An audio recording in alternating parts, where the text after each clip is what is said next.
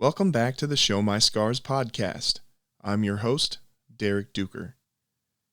Today's guest is Tim DeWeese. He is the director of Johnson County's Certified Community Behavioral Health Center.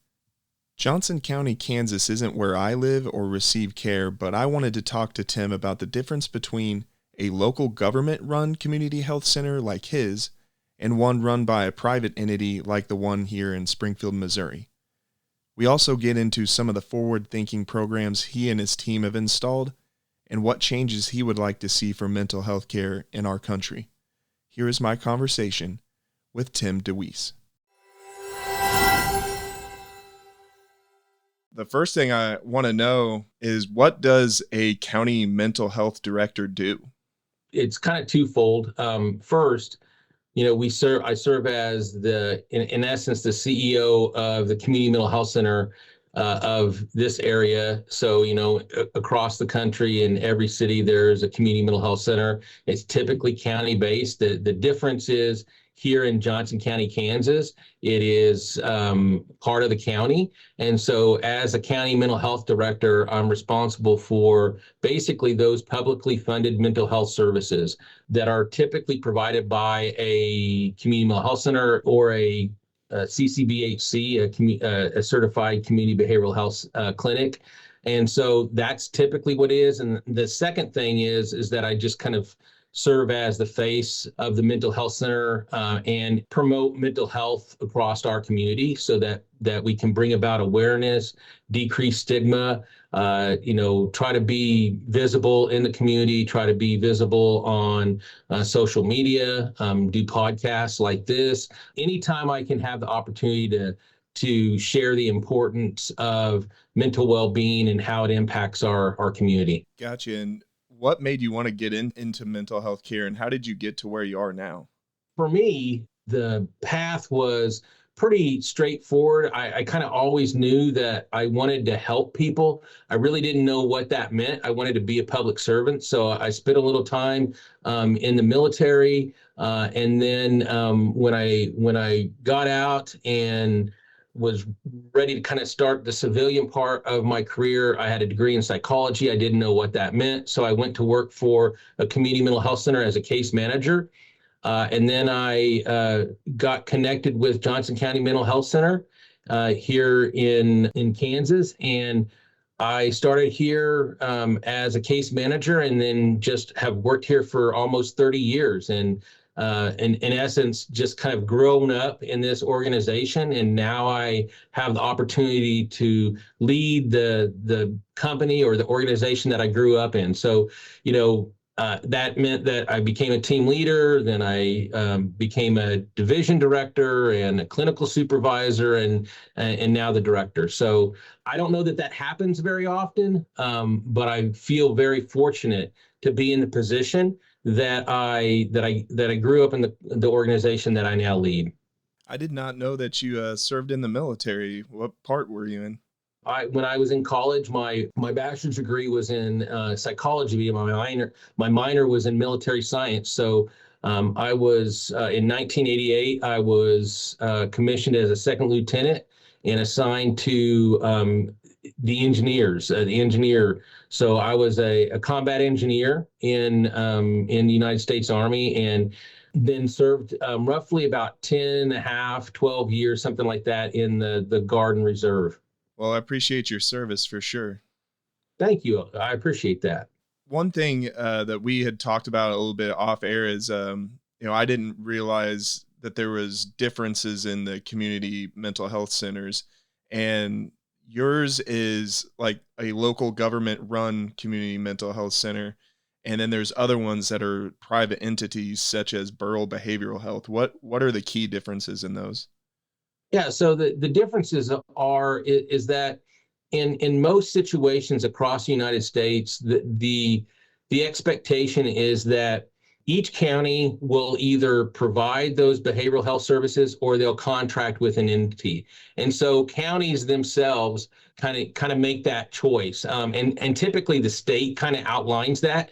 So in the state of Kansas, There are every community mental health center. There are 26 of them, and they are connected with a number of different counties. For us in Johnson County, we are just the one that serves Johnson County, and we are part of county government. And so there are several entities like us across the nation where counties decided to do that themselves. However, in most instances, like in the instance down there in Springfield, and I'm not sure which county you're in. It's probably, is it Greene County? Yes, Is that right? Mhm. So in Greene County, they elected, whenever they elected it, probably a long time ago, to not provide those services themselves, but to contract with Borough Center, and then that's how that stands out. So every community will have a community mental health center. That was formulated in the 60s by, I think it was President Kennedy, and in the mental health, I can't exactly remember what I think it was called the Community Mental Health Centers Act. And that required every community to have one. And so it just depended county by county how it got outlined. For the majority of counties in the United States, they're done by private nonprofit. In some cases, they may even be private for-profit. But in a few across the state, the counties have decided to do that themselves. And what I believe makes us different and sets us aside is that for us, it's about providing service to clients. It's not about the bottom line. I'm going to get both state dollars, I'm going to get county dollars to provide services.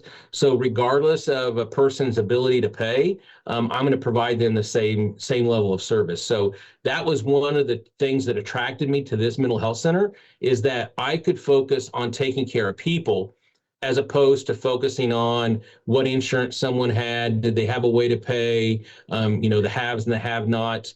It doesn't matter. If someone needs help, we're going to provide them the service. Yeah, that was a huge thing that I took away as well. What has that meant for access, staffing, and sustainability for Johnson County? Yeah, for us, it means that what my predecessor used to call, and what I refer to now, is it's kind of like a three-legged stool. You have federal funds, you have state funds, and then you have county funds. And that's what really makes us sustainable over the period of time, because we in essence have three sources of income since we're part of that county system. It also allows us to be able to leverage those funds for other funds. So I also receive funds from cities. I have developed partnerships with local school districts, so I get funds from school districts.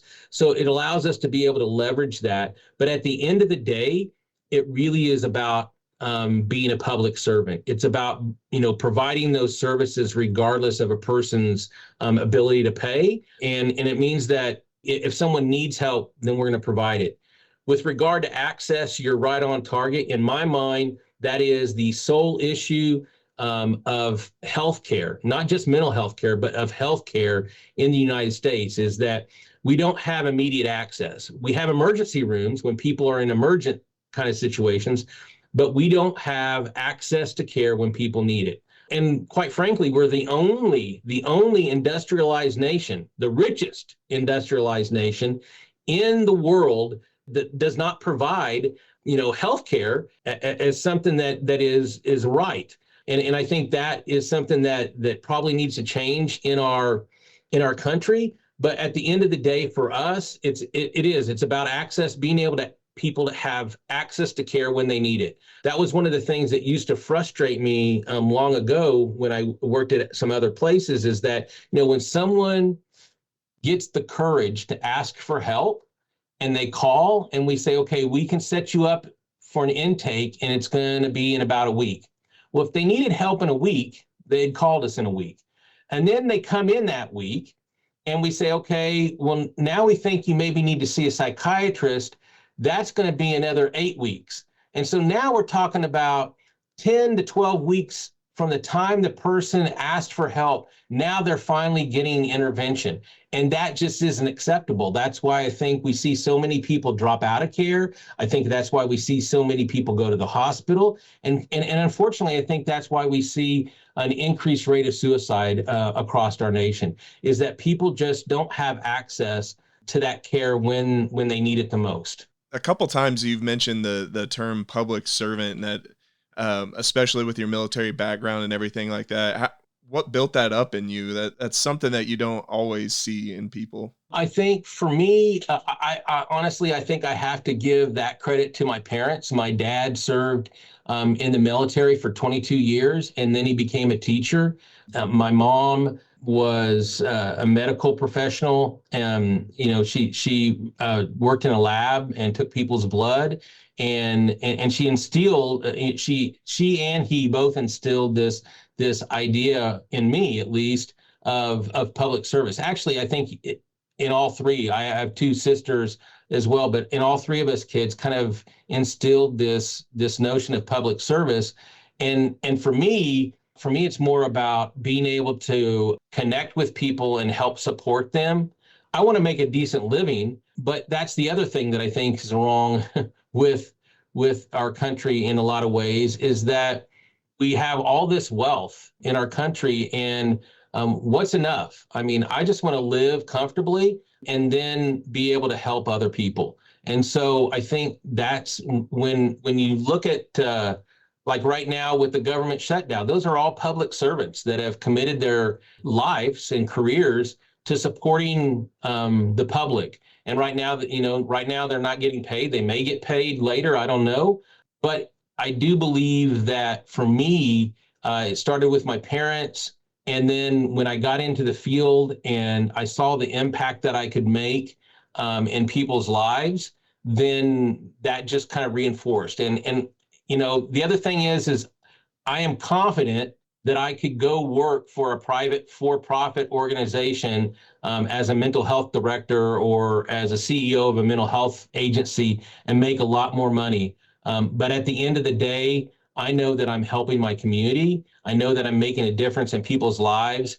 And I guess my thought would be is if I demonstrate that, maybe that will have other people decide that what is enough, and how can we help take care of other folks that maybe aren't as fortunate or haven't had the opportunities that I've had in my life. Yeah, that's definitely a noble thought, and I don't think that people realize how much that fills you up inside to do things like that. It does. It absolutely does. Providing assistance to other human beings and developing those relationships with other human beings, it's fulfilling and it's gratifying. And I think that, quite frankly, that's why I also try to educate young people about what it's like to be a public servant, what it's like to work for a community mental health center, because it can be fulfilling. You have to find the right place, because sometimes I don't know that every entity has the same set of values. But I really have tried to instill that here at our center. One of the things that I wanted to mention that you brought up when we were talking about access and after COVID, it being hard to gain, two things that we changed. We went to an open access model. So basically, we don't do appointments. If someone calls us today, we'll say, what time can you be in? Wow. We are open. Yeah, we're open from 8 in the morning to 5 at night, and you can just walk in and be seen same day by a psychiatrist, by a clinician, and be able to start services right then. So we call it open access. And so we've developed the open access model. And then the other thing that we did was something that we call just-in-time medication. We don't schedule appointments for psychiatry. We only schedule them 2 weeks out. And the reason that we do that is because what we found in looking at the data is when you go beyond 2 weeks, then you start seeing the people that don't keep their appointments.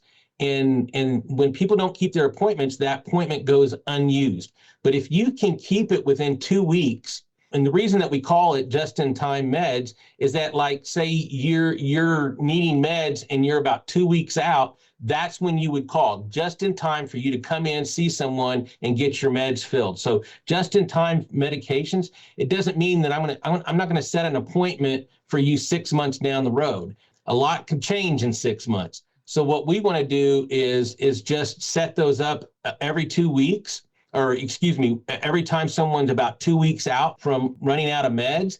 And if we don't hear from them, within the 2 weeks, then we'll reach out to them and say, hey, we see that you should be probably scheduling this appointment. Is that something that you want to do? So basically, those two things have really created a much better access point for clients here in Johnson County. We started doing that right outside the pandemic because we did see an influx of people needing care, and we knew we weren't going to be able to do it the old way. We needed to change the way we did business. Yeah, I also noticed on your website a couple of years ago, you guys started collaborating with 911 dispatch, and you have a co-responder program that puts clinicians in most local police departments. You have a new youth crisis treatment center. What are you seeing as far as like the impact on, reducing arrests, ER transports, response times, outcomes? What difference has that made? That's a great question. And I appreciate you asking that and taking the time to look into that, because it's stuff that I'm really proud of. It gets back to what we were just talking about: access, access, access. When a police officer comes in contact with someone who is having a behavioral health emergency, having a co-responder or a clinician right there with them, that's access. I mean, what better access can you have than being right there at the moment? And so what you see, and what I like to share with people, is that I see it as a triangle. And this triangle is, there are 3 points to the triangle. The first point is access to care. The second point of the triangle is quality care. And the third point of that is cost containment. And what you see is that if you provide access, you do it in a quality way, it contains cost across systems. And I'll give you an example that you used, and that is the co-responder. When we have a co-responder that's on site with a person, and in most cases, they're riding actually with the police officer. It's a CIT trained officer is paired up with a co-responder, and they'll respond to calls directly. And so when you're able to do that, you're able to get that person help right then. You avoid unneeded ER visits, you avoid unneeded arrests and bookings into jail. And so when you start to look at all that, when you start to think about cost containment, those are all costly services. So what we've really tried to do is look at how we can get involved as early as possible, so that then we can kind of use the least restrictive intervention, because those least restrictive interventions are typically the ones that are less costly. And so that's what we mean by access to care, quality service, and then cost containment, because what you see is that it contains cost across multiple systems. So you save money that way. And then what you have to do as a mental health director is make sure that you're talking to the sheriff, make sure that you're talking with the police departments, make sure that you're talking with the schools and the ERs to say, hey, listen, we're actually redirecting people from this costly service, allowing you to be able to provide better access to people with healthcare emergencies, or that need to be arrested, or whatever it might be. And so that's what we've been able to do. And I think that's why we see support from our community in a different way. How has the collaboration worked in terms of the 911 and 988 calls? Two things. Since we are co-located, we actually have co-located our 988 call center in the 911 Emergency Operations Center. So that way, if a 911 call comes in and that 911 operator feels like, well, you know what, this sounds more like a behavioral health call, and it's probably not something that I need to dispatch police on, then they'll pass it over to 988. Likewise, if 988 gets a call and this person maybe has already ingested some medication or something like that, and it's past the point of trying to help de-escalate the situation, they can just pass it off to 911, and we can get an ambulance out to them much quicker. So it really has improved. It's improved the collaboration between those first responders, and we've developed those relationships with our police department, our fire departments, and our MedAct, which is our ambulance service. Again, though, That is a very reactive system, right? But that's what the healthcare system in America is built on. It's built on waiting for somebody to get sick or something bad to happen, and then we react to it. And really, where we need to get is how can we be preventative? How can we work upstream to help people live healthier lives all the way around? And then maybe we don't need as many ambulances, as many police officers, as many firefighters. Because, like right now, a lot of our police departments, a lot of our fire departments, they're doing a lot of human service types of work. And quite frankly, some of them are really good at it, and some are not so good at it. But I think about fire departments that get called to do lift assist because an elderly person has fallen in their home. Is that the best way to utilize our fire department? It's not. It's definitely not the best and most cost-effective way, but we could do better. We could do better in our country, and I really think it starts with ensuring that everybody has access to affordable health care so that they can be preventative in nature. What do you think that would look like in terms of mental health? I know it sounds like the 2-week quick meds, or what did you call that? Yep. The Just-in-time medication. Just in time. Yeah, that's JIT. Right. Yeah, it like that sounds great. But what other steps do you think we could take to become more preventative? Because I definitely agree. I've heard that mentioned by someone else talking about physical health as well. Yep. I think that we have to get involved earlier. I think that we have to be able to have conversations about mental health and mental well-being with young people. I think we need to help young people. And when I say young people, I'm talking about like elementary age. Maybe we're not talking about hard stuff and talking about suicide or mental illness, but we're talking about how that young kids can regulate their emotions effectively. How can they not react to situations, but respond to situations? How can we help young people develop resilience? I think those are all important. And then as you start to move into middle school, I think then you do start to talk about, okay, what does it mean? What does bullying mean? What does suicide mean? Why is it important not to utilize drugs when your brain's still developing? I think it's all those conversations that can be had to help educate and help prevent some of the things. And then again, it also is about access. What we know and what the research will tell us is that when we first begin to see the first signs of someone having a mental health condition, it usually takes 8 to 10 years before they actually access care. We need to shrink that. When people need, and again, it gets back to access again, when people need help or when they think they might need help, they need to be able to have access and somewhere to call. And I do think that's one huge thing about 988 is it does at least provide an opportunity for someone to call and get some help, or at least ask a question about whether they need help. And I know that that's different across the country, but I think eventually over time we'll see that get more consistent from state to state and community to community. But I think it's all of those things. And then I think the last thing is the way we pay for mental health care and for physical health care probably needs to change. And what I mean by that is right now our system is based upon kind of a fee for service system. I provide this service and I bill a fee, right? So if you need your appendix out, I'm going to take your appendix out and I'm going to bill you for providing that service.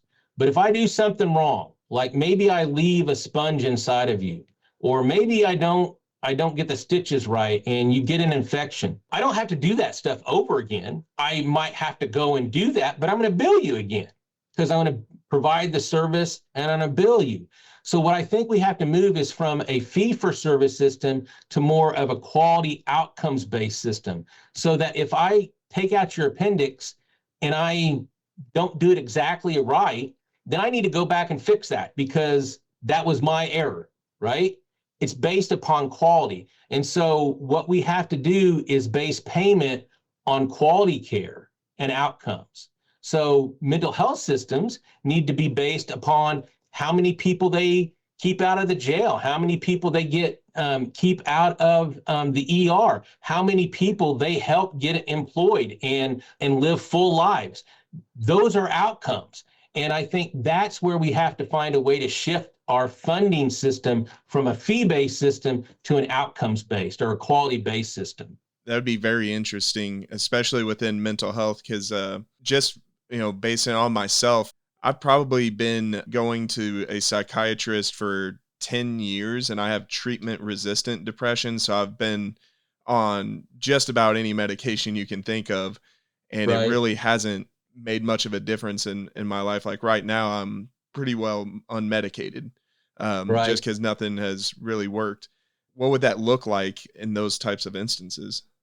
In those types of instances, it would really look at how you feel that you're functioning. And so, your psychiatrist would be paid a flat rate, and maybe they would get an incentive if you started doing better and you felt like, okay, my life is improving, my depression is becoming less, or maybe you're feeling you're having more days that you're not depressed than days that you are depressed, and we're being able to track that. And if we can track that and we can demonstrate that, then maybe in this kind of model, that psychiatrist would get a 10% increase. But in those kinds of situations, you're basically incentivizing people to look at new and different ways, right? So, I mean, if medications aren't working, then what else is there? There may be some things out there. I mean, you can look at, and I don't know if you've looked at transcranial. TMS. Wow, yeah, but I've seen some amazing things. But if right now you're unmedicated, you're not taking any medication, how are you doing? Are you doing pretty good? Well, then maybe we need to look at some other option altogether. But I think as providers, sometimes we get so focused on providing the traditional basic care that we don't think outside the box. And quite frankly, we're not challenged to think outside the box, because even if you're not getting better, every time you go see the psychiatrist and get that prescription, that psychiatrist is getting paid. Every time that case manager sees you, you're getting paid. Every time the counselor sees you, they're getting paid. Well, all these people are getting paid and you're not getting any better. So, in my mind, what we need to do is develop a system by which they get paid because they need to get paid, but that they then are incentivized to get paid maybe a little bit more if you report that you're doing well, or if we see that you're doing well by any data that we collect. So I think that's honestly, I think that's the direction of the future. I don't know if I'll see it in my lifetime, but I think that's where we need to head, because I mean, doing the same thing year after year after year and not seeing any improvement is not care, Mhm. right? It is maintenance. And who wants to do maintenance? We want to live.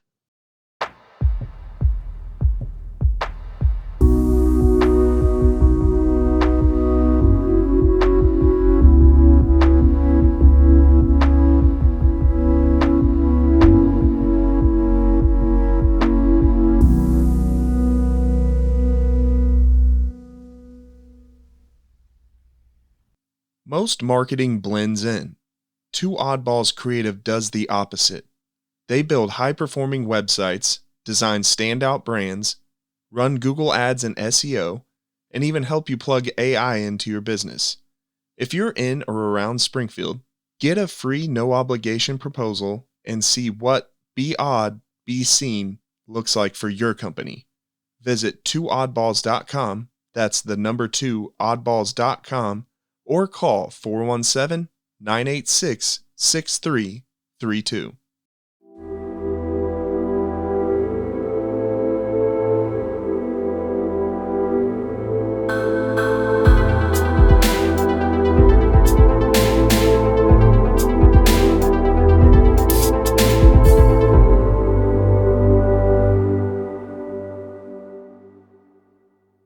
Yeah, I will say my psychiatrist has tried to get me on that. I will never be able to transcranial magnetic stimulation, I think is what it's. Stimulation, yeah, right, yeah. Yeah, they have tried to get that, and that goes back to the access thing. My insurance denied it, and it's right. incredible. Like I've said, And how can they deny? Why do they deny that? If you've been on all of these medications and they have been ineffective, why would we not want to try TMS to allow you to get better? Because then maybe you wouldn't need as many services in the future. right. I mean, again, access to care, quality care. We can't do half-ass care. It has to be access and quality care. Because if you do access and half care, then it's going to cost more. But if you do access to quality care, what works, then you're going to see cost containment. So that's where once again, insurance companies are looking to protect their funds, not do what's in the best interest of their clients.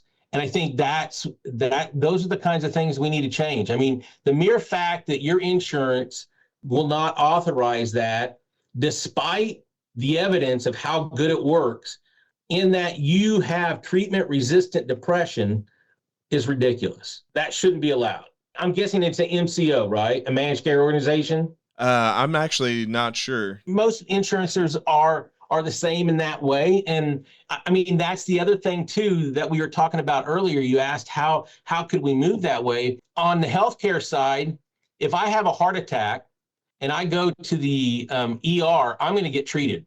And there's going to be a standard treatment that insurance is going to pay for. If I go into the ER and I've had a panic attack, they may or may not treat me. They may or may not pay me. They may or pay for it. There is no standard treatment or expectation. And that's where we get into this notion of parity, where mental health needs to be treated the same way as physical health care. And so we need to get to the point where mental health and physical health are seen as the same, and that there is a standard course of treatment for everything from broken arm to heart attacks to treatment-resistant depression to anxiety. There needs to be a standard course of treatment, and it's paid for. That's where we then would begin to see people getting better, and we would see actually us spend less money as a nation on healthcare, because we'd have healthier people. Right. Yeah, it baffled me when they declined that. They wanted me to do ECT, which is when they no. Yeah, for people they wanted who don't to do that instead. Yeah, they wanted me to start that first, which if anybody listening that doesn't know what that is, it's when they electrocute parts of your brain and cause seizures. It's like the old-fashioned electric shock treatment. It's different today and way more, way better. But transcranial stimulation, and it is in essence the same type of thing. It's just much more advanced. The technology is much more advanced, and it's much more targeted. And we see way better results from it. So why they would say one would be okay and the other wouldn't be baffles me. That baffles me. Have you ever heard of and I may not be getting the words correctly, but I know one of the things that we have talked about is looking at for treatment-resistant depression in particular is to provide a ketamine clinic. Have you ever heard of any of that before? Yeah, I actually, during COVID, believe it or not, they were sending ketamine to my house, the Spravato, which apparently is a no-no, and I did not know that. Right, because you're supposed to be observing someone when they take it for I think up to 20 minutes. Yeah.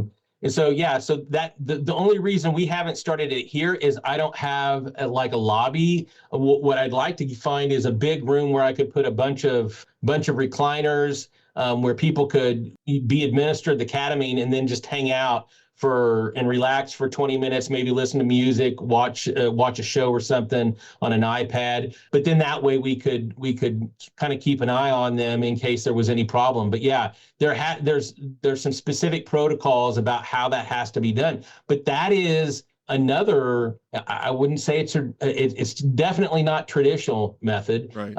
but it's definitely seen some amazing outcomes. So those are two things that here at our mental health center, we are really working towards trying to look at how we can implement, just simply because they've shown really positive outcomes. Yeah. The only thing that has stopped me from doing that, I haven't run it by my insurance to see if they would cover it, simply because here you have to have a driver that takes you back from your Right. appointments. And unfortunately, I don't have that support system and can't afford the amount of Ubers that would be. Yeah. So here's something else that we did. So I have my own transportation company. We provide about 3,000 rides a month, and we get people to work in school and to their med appointments. And we did that with just our current budget, but now the insurance companies are seeing the value of making sure that people get to their appointments. So now the insurance companies are paying us That's to incredible. to ensure that people get to that stuff. So and now here's the other thing that's unique about it that makes it different than Uber.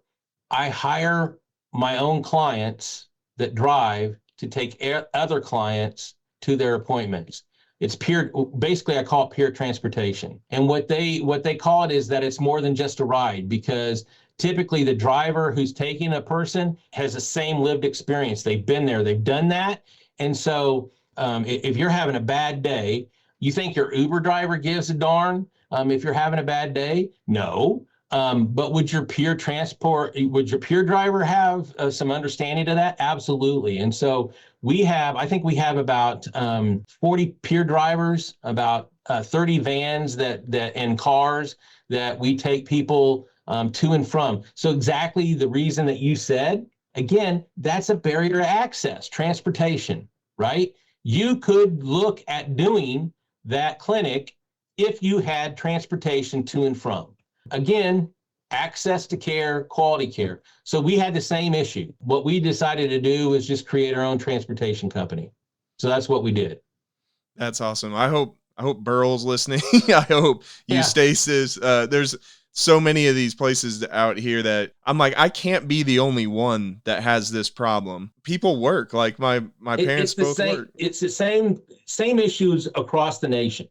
And here's the thing, you said that like you work. What better medicine is there than to have work, to have a job, to have that connection, and to actually do something that you feel good about, that fills your cup? That's better than any medication. Yet how many people can't do that because they don't have a way to get there?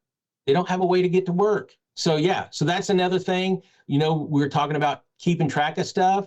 One of the ways that I have convinced some of the insurance companies to pay us is based upon how many people that we work with are competitively employed. Roughly 48% of the people that we provide services to are competitively employed in the workforce. Again, that's an outcome, and we should get our standard payment, but because we're able to help people get jobs, keep jobs, feel good about their jobs, we should get a little bump up. And in Kansas, we're starting to look at those quality payment models, and that's something that I think would be beneficial across multiple states. We crossed paths. Gosh, I forget how long ago it was now, but you came down here to Springfield and we were talking, about getting together and doing this episode. You said something like you had 3 things that we could do to make our world a better place. What were those Yeah. 3 things? I feel pretty strongly about this. It's something that I share on a routine basis. And the first is choose to be kind.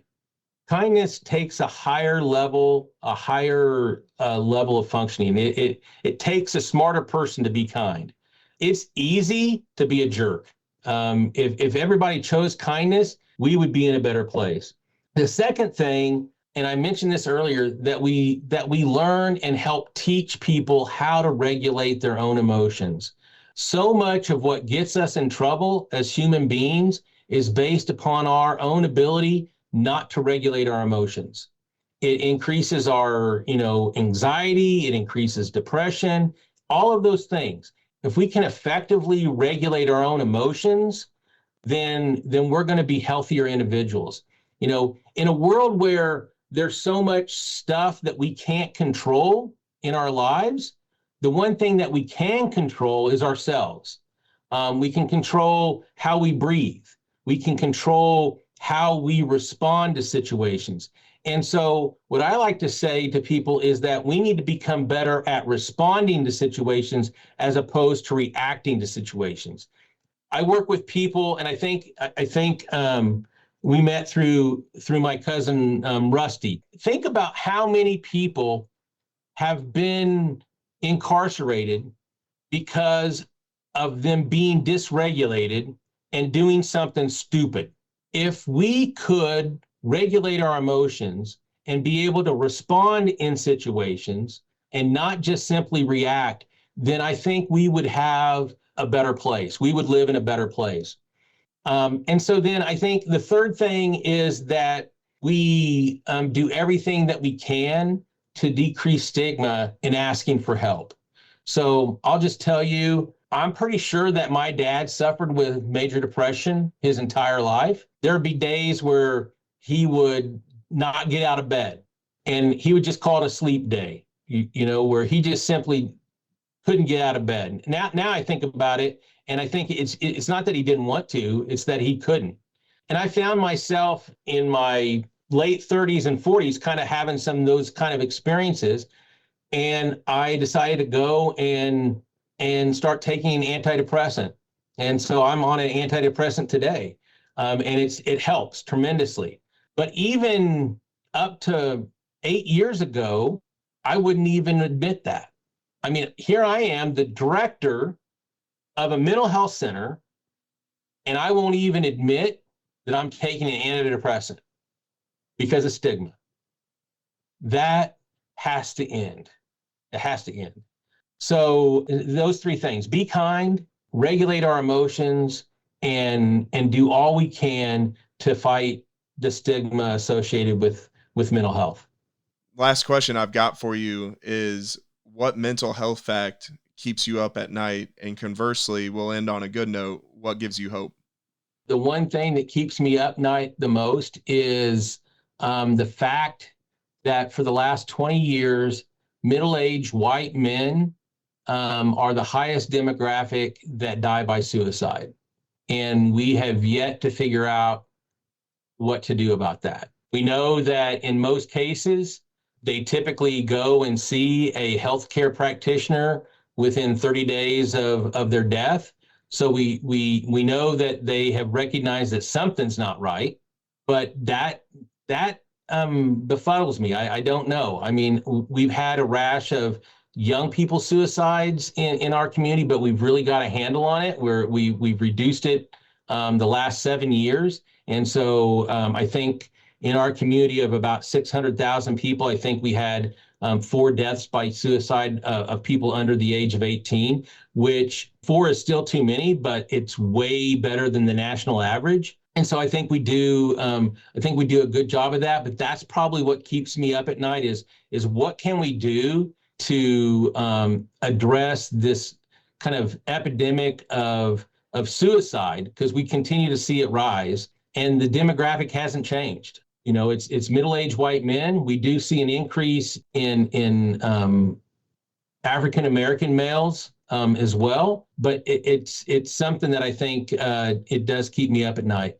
What brings me hope gets back to exactly what I was talking about before that, was young people.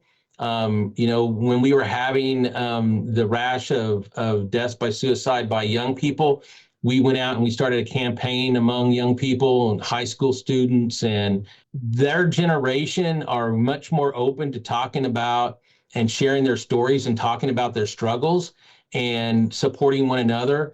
And so that gives me hope that I think they also are open to learning how to regulate their emotions. They're also open to being kind.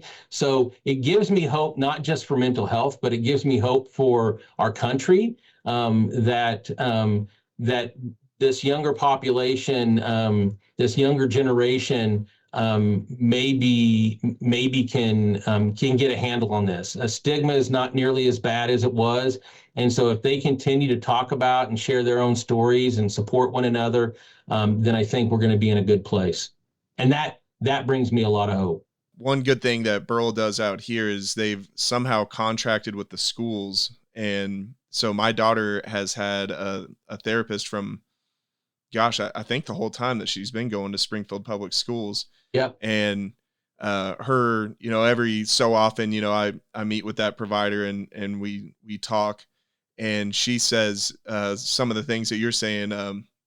And what makes me really smile is my daughter. She said that she's one of the biggest advocates that she has at the school, because they'll come and get her and all these kids are like, how are you getting out of class? Right. Or something like Right. that. But she's like, I'm going to see my therapist. And they're like, well, what's that? And she, tells them, how she helps her. And that has apparently, a lot of her friends have started going and seeing the therapist. And that does make me smile, because I think as a kid, talking about the stigma, I think if I told anybody when I was going to school that I was going and seeing a therapist, they would think something's wrong with me. They'd call you crazy, or you had something wrong with you, couldn't handle it, couldn't. Right. Yeah, absolutely. Same for me. Would have never said, oh, I'm going to my therapist. No. But today it's not seen in the same light. Right. And that's good. Yeah. And the other thing it gives me hope are thinkers like you. I, listen to everything you've said. I wish that we had a similar model down here in Springfield. It's very forward thinking, it sounds like, and I appreciate what you're doing out there.